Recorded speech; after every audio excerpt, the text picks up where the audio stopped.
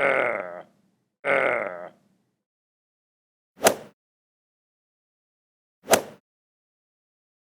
Eh?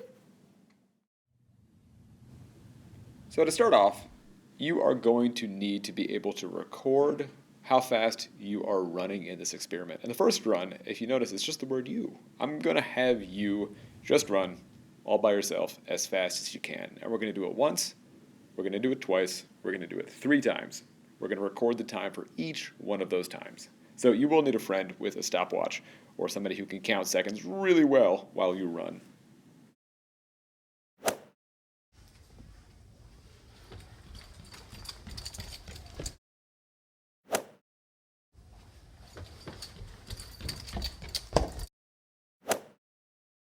All right, the second run, this is going to be called your mass run, where basically you are going to make yourself heavier. Now, I did it by using my recycle bin. That was full of papers, and so I did 3 runs for this. And for every run, I carried this heavy thing with me.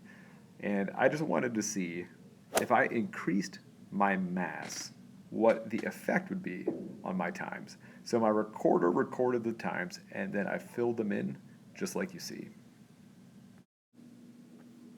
This last run I did is called the friction run, and I call it the friction run because I'm rubbing my feet on the ground the entire time. And when you rub 2 things together, you're creating friction.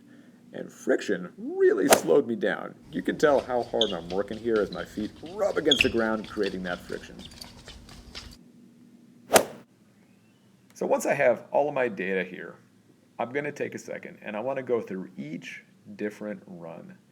And I want to figure out which was the fastest time for each run. And I want to circle it. And of course, the fastest time is going to be the one where it's got the least amount of seconds.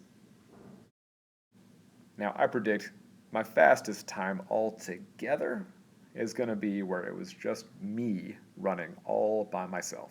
Because I know when I was increasing my mass, when I increased my weight, it slowed me down a lot, okay?